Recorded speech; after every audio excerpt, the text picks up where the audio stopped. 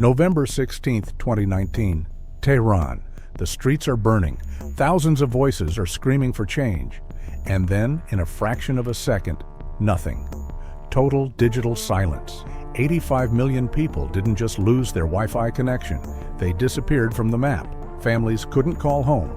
Journalists couldn't upload footage. The country went dark. But this was not an accident. It wasn't a clumsy politician pulling a plug in a basement. According to investigative reports, this was a masterpiece of engineering. A sophisticated billion-dollar digital prison allegedly built with foreign hands. While the streets went quiet, a massive tech giant thousands of miles away was reportedly tallying the profits. They didn't just sell telecommunications, they sold the ultimate weapon of the 21st century: silence. To understand how we got here, we have to rewind to the early 2010s. The global economy was shifting. Western sanctions were strangling the Iranian economy. Tech giants like Nokia and Ericsson were packing their bags and leaving. A massive vacuum was forming, and into that void stepped a new player, Huawei.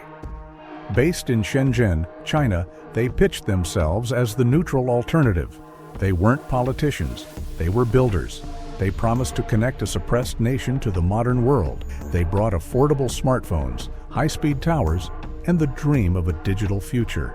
For the average citizen, this looked like progress. Billions of dollars flowed into contracts with major providers like MTN, Irincell. Huawei became the backbone of the country's communication. On the surface, it was a golden age of connectivity.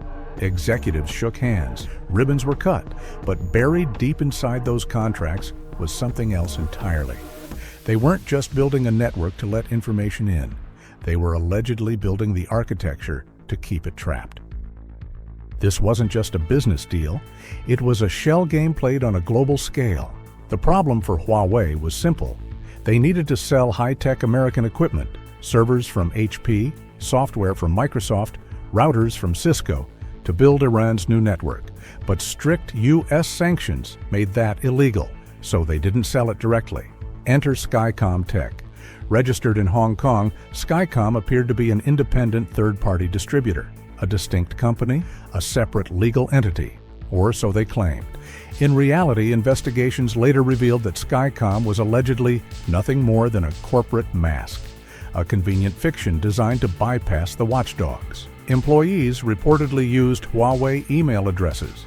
Badge readers at the offices didn't distinguish between the two companies. They were effectively the same beast.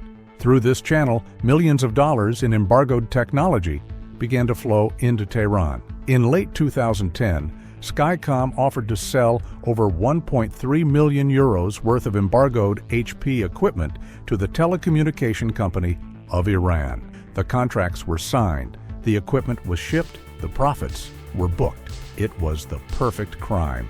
Huawei could claim ignorance, pointing fingers at their independent partner while simultaneously cashing the checks. They grew bold, arrogant. In August 2013, Meng Wanzhou, the CFO and heiress to the empire, walked into a meeting with a major global bank. She sat down with executives to reassure them. She opened a PowerPoint presentation. She looked them in the eye and stated that Huawei's relationship with Skycom was normal, just business cooperation. The bankers nodded. The funds kept clearing.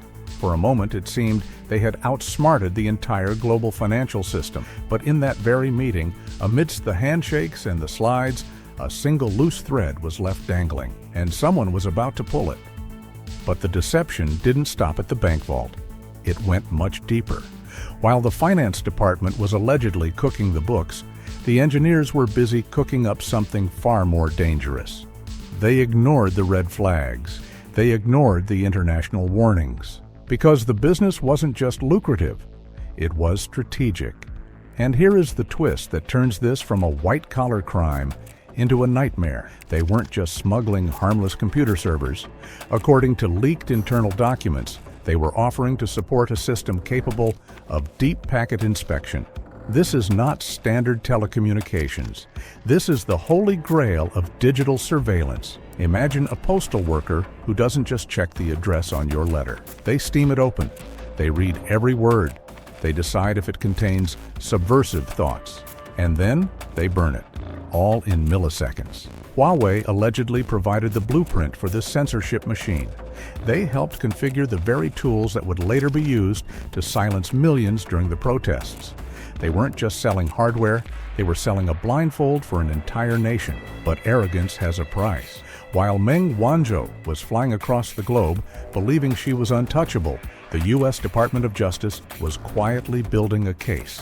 They had the PowerPoint slides, they had the bank records, and they knew her schedule. December 1st, 2018, Meng boards a Cathay Pacific flight from Hong Kong to Mexico. She plans a quick layover in Vancouver, just a routine stop, a few hours of transit. She steps off the plane, expecting a VIP lounge. She has no idea that the moment her boot touches Canadian soil, the trap is going to snap shut. She steps into the terminal, but she never makes her connecting flight. Royal Canadian Mounted Police officers intercept her. The arrest sends shockwaves through Beijing, Washington, and Tehran. The veil is finally torn down. Reuters publishes the damning documents. The confidential slides are splashed across screens worldwide. The link between Huawei, Skycom, and the Iranian regime is undeniable. Western governments panic. The US bans the gear. The UK follows suit. The golden boy of tech is branded a national security threat. But here is the brutal reality. Who actually paid the price? Meng Wanzhou spent 3 years in a Canadian mansion, ordering private massages and attending painting lessons before flying home to a hero's welcome in China. Meanwhile, in November 2019, the switch was flipped in Iran. The people she allegedly helped suppress were left in the dark. They faced the bullets while the executives faced the lawyers. The corporate giant didn't collapse. It just reorganized. And that brings us to today. The scary part isn't that this happened, it's that it worked. The Iran model was a proof of concept, a demo tape for dictators, and business is booming. Similar surveillance infrastructure is now popping up in Uganda, Zambia, and Venezuela. The digital Iron Curtain is being mass-produced and exported. We used to believe the internet was uncontrollable. That information wants to be free.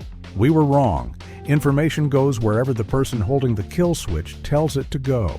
So, look at the router blinking in your hallway right now. Look at the logo on the back. Are you sure it's just connecting you to the world? Or is it quietly waiting for the order to disconnect you from it? Because the technology didn't stop evolving in 2019. The systems tested in that blackout have grown smarter, more invisible. Today, it's not just about flipping a switch to cut the connection. It's about strangling the truth before it even reaches your screen. Deep packet inspection was just the beginning. The new era is AI-driven predictive censorship. Algorithms that decide what is safe for you to see and what is too dangerous to exist. They sold the hardware to Tehran, but the ideology has gone global. We are moving toward a future where the internet isn't a window to the world, but a mirror reflecting only what powerful interests want you to see. So, when the next blackout hits, don't ask why the screen went dark. Ask yourself, who paid for the darkness?